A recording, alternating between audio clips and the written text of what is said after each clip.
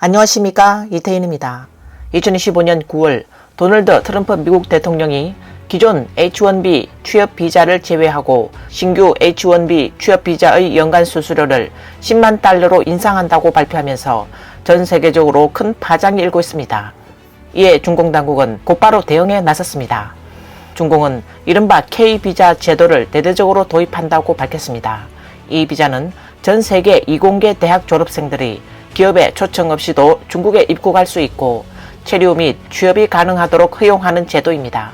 중공 외교부 대변인 곽거구는 최근 정례 기자회견에서 로이터 통신 기자가 제기한 K비자 제도 관련 질문에 그는 중외 청년 과학기술 인재의 교류와 협력을 촉진하기 위해 중국은 일반 비자 항목 내에 청년 과학기술 인재 비자, 즉 K비자를 신설하기로 결정했다고 밝혔습니다. 중공 당국은 이번 조치가 세계 유수 대학의 과학, 공학, 수학, 기술 분야 우수 인재를 유치하기 위한 것이라고 강조했습니다. 그러나 이 발표는 곧바로 중국 네티즌들의 불안과 반발을 불러일으키며 급기야 분노 여론으로 번지고 있습니다. 미국이 H-1B 취업 비자의 연간 수수료를 10만 달러로 대폭 인상하면서 많은 과학기술 인재들이 당혹감을 감추지 못하고 있는 가운데 중국은 오는 10월 1일부터 외국 청년 과학기술 인재를 겨냥한 K-비자 제도를 신설하겠다고 발표했습니다. 일부 국제 언론은 중국의 이러한 조치를 글로벌 인재 전쟁에서의 강력한 승부수로 평가하고 있습니다. 그러나 예상과 달리 이 정책은 중국 내에서 적지 않은 논란과 우려를 불러일으키고 있는 상황입니다. K-비자 소식이 발표되자 중국 본토 사회는 즉각적으로 강한 반발을 보였습니다. 온라인 댓글창은 사실상 전면적인 비판 일색이었으며 많은 네티즌들은 외국 인재의 대거 유입이 중국 내 노동시장, 특히 기술 집약형 산업의 경쟁을 더욱 심화시킬 것이라며 우려를 나타냈습니다. 일부 시민들도 노골적으로 비판했습니다. 중국 당국은 자국 청년들의 생존조차 고려하지 않는다.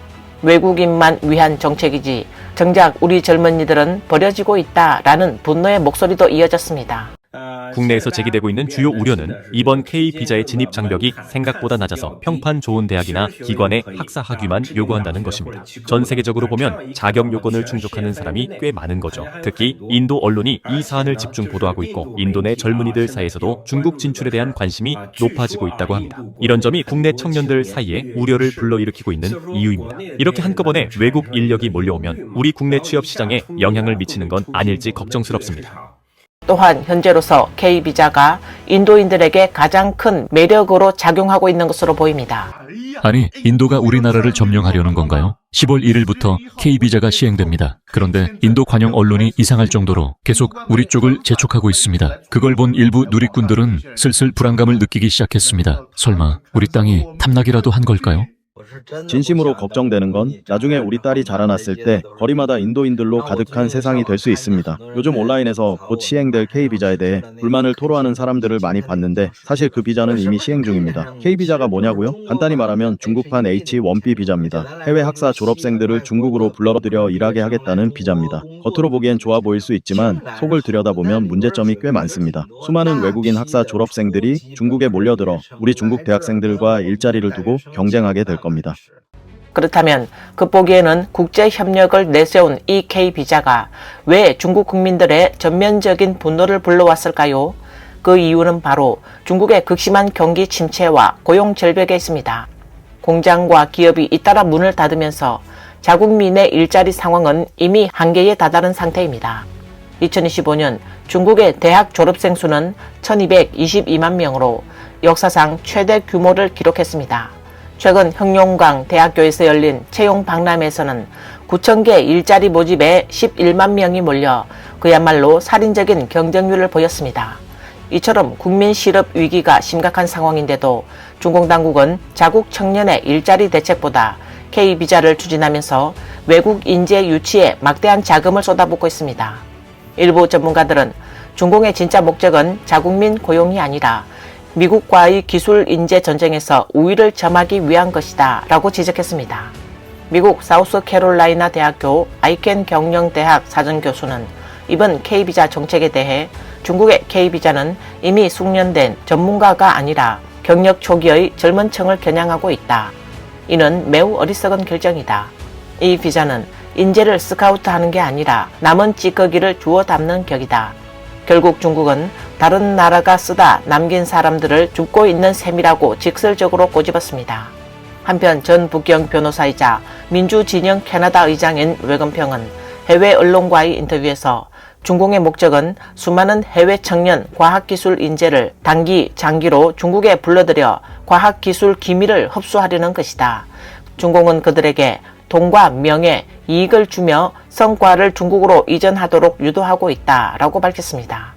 중공의 이런 속셈은 꽤 치밀해 보이지만 최근 연이어 터진 권력청 특권 논란이 국민의 분노에 불을 붙였습니다.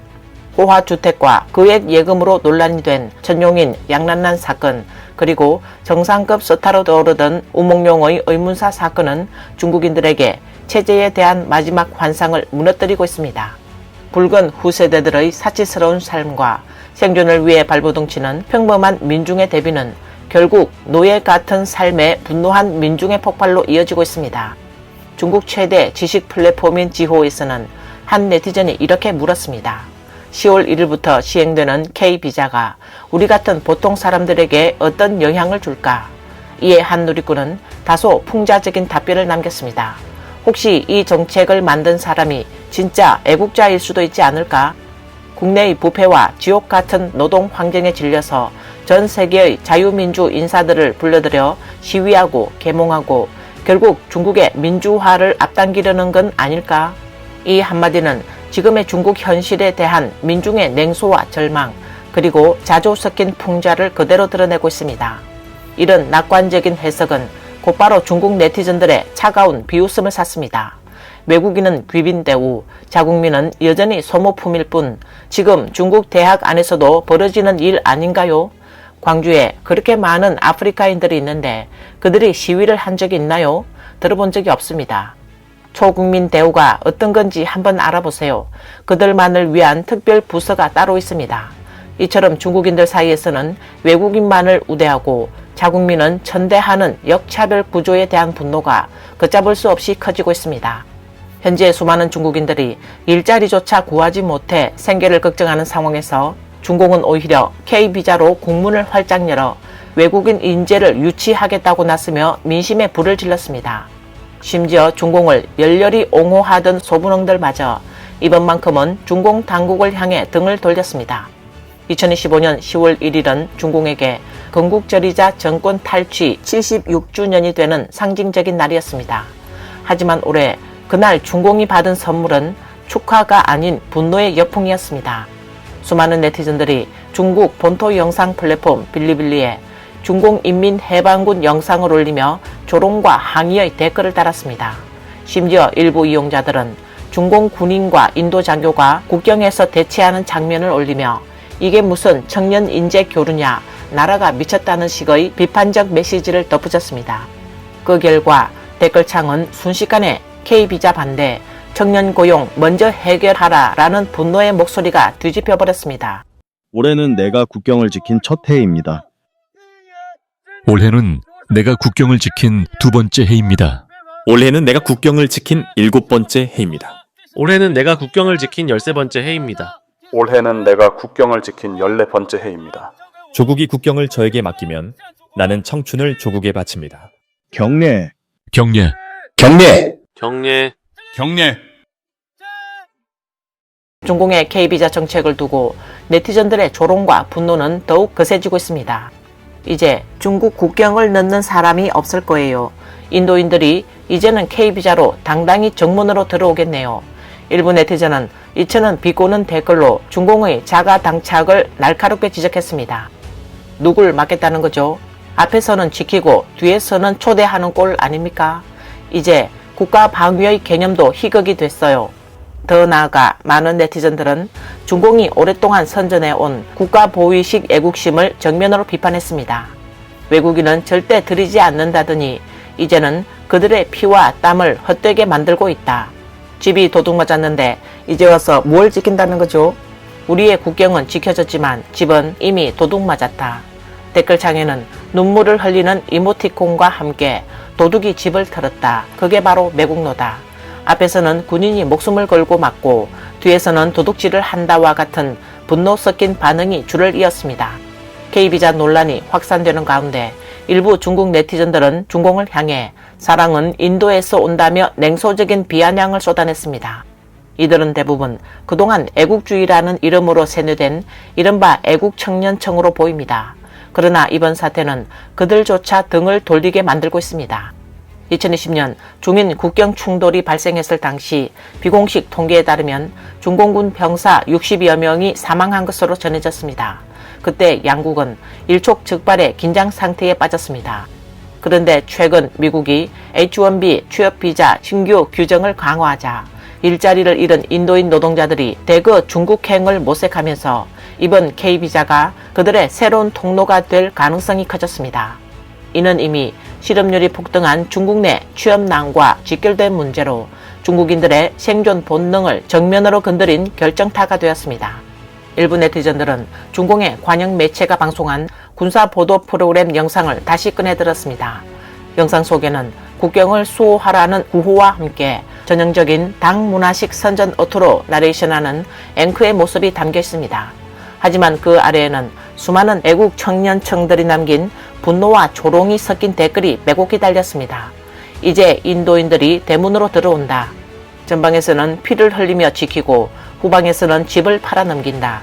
이게 바로 우리 조국이 지킨 국경인가? 그 풍경은 그야말로 아이러니의 절정이고 중공의 애국 선전이 국민의 분노를 자초한 역설적 장면으로 남았습니다. 6월 외국군이 우리 측과의 합의 사항을 공개적으로 어기고 아주 뻔뻔하게 선을 넘어 도발을 감행했습니다.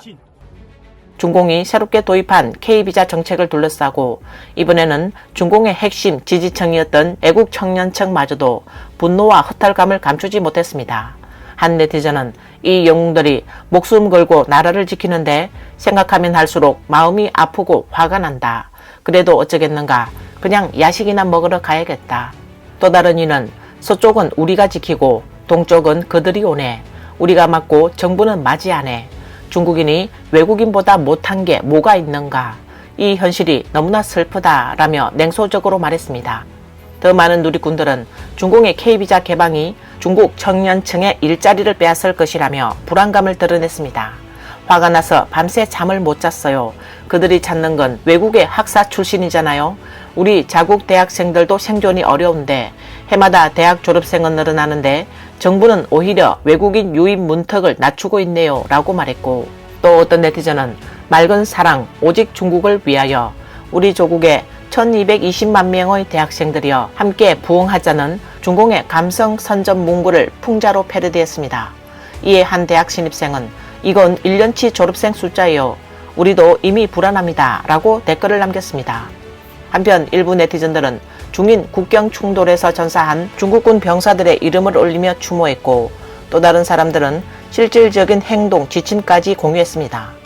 K비자에 반대한다면 전국인민대표대회에 직접 의견을 제출하세요. 2020년도에도 인민대표대회 반대로 이 법안이 통과되지 못했습니다. 방법은 전국인민대표대회 홈페이지 왼쪽 메뉴의 심사 제한 온라인 제출 클릭, 외국인 출입경 관리 조례 검색 후 실명 등록하여 제안서를 제출하면 됩니다 라고 말했습니다. 이 글은 폭발적인 반응을 불러일으켰습니다. 시행 정책을 불과 몇 시간 앞둔 2025년 9월 30일 밤 수많은 중국 네티즌들이 홍수처럼 전국인민대표대회 온라인 신문고에 접속해 K비자 제도 폐지 의견을 제출했습니다. 결국 서버는 폭주 끝에 완전히 마비되어 사이트에는 시스템 업그레이드로 인해 2025년 9월 30일 17시부터 2025년 10월 9일 9시까지 전국인민대표대회 온라인 신문고 서비스가 일시 중단됩니다 라는 공지가 뜨고 말았습니다. 최근 중국 내에서 거센 논란을 불러일으킨 K비자 정책이 결국 중국 청년층의 분노를 폭발시키고 있습니다. 해외 플랫폼 X 이용자 레바는 이렇게 지적했습니다. 중국 네티즌이 분노하는 이유는 분명하다. 첫째, 중국 정부가 수년간 외국인을 악마화하며 국민을 세뇌해 왔기 때문이고, 둘째, 그보다 근본적인 이유는 극심한 실업난이다. 정부가 발표한 5.3%라는 수치는 완전히 거짓이며 실제로는 대학생의 최소 40%가 정규직 일자리를 갖지 못한 상태이다 라고 말했습니다. 또 다른 이용자 리는 현실을 더욱 날카롭게 꼬집으며 국민들은 비자 제도는 몰라도 중국의 현실은 잘 안다. 다른 나라가 난민을 받는 건 자국민의 생활을 보호하기 위한 노동력 보충이지만 중국은 어떤가? 이미 14억의 노예 노동자들이 공산당이라는 거대한 산을 떠받치고 있다. 그런데 또 외국인을 불러들여 우리의 일자리를 빼앗게 한다. 결국 우리는 배달이나 뛰고 데이터 인력으로 착취당하며 양대인을 모셔야 하는 처지로 전락할 것이다. 바보가 아닌 이상 속지 않겠지. 문제의 핵심은 단 하나다. 공산당은 국민의 이익이 아닌 자기들의 권력과 부를 지키는 데만 관심이 있다. 그들은 중국인을 대표할 자격이 없다 라고 말했습니다. 이 발언은 수많은 중국인들의 공감과 분노를 동시에 자극했습니다. 공산당은 국민의 생사에는 관심이 없고 자신들의 자녀 세대만 호의호식하게 만드는 데 급급하다. 이것이 현재 중국 민심의 냉혹한 결론입니다. 더 놀라운 일도 벌어졌습니다. X 이용자 호황은 공개적으로 중공 탈당을 선언하며 이번 K비자는 북경 좌파의 승리다. 앞으로 인도인들이 학력을 위조해 중국에 들어와 우리의 일자리를 빼앗고 중국의 기술은 인도로 유출될 것이다. 저는 공산당에 완전히 실망했다. 오늘 탈당 신청을 제출했고 앞으로 나는 더 이상 중국 공산당원이 아니다 라고 말했습니다. 결국 중공이 K비자를 통해 미국과 인재 전쟁에서 맞서겠다는 명분을 내세웠지만 그 결과는 정반대였습니다. 이 정책은 오히려 국민의 분노를 폭발시킨 기폭제가 되었고 붉은 벽 안에 갇혀있던 젊은 세대마저 공산당 체제의 실체를 깨닫는 계기가 되고 있습니다. 이제 그 분노의 불길은 기울어가는 중공 체제의 토대를 더욱 흔들고 있습니다. 오늘 뉴스는 여기까지입니다. 시청해주셔서 감사합니다.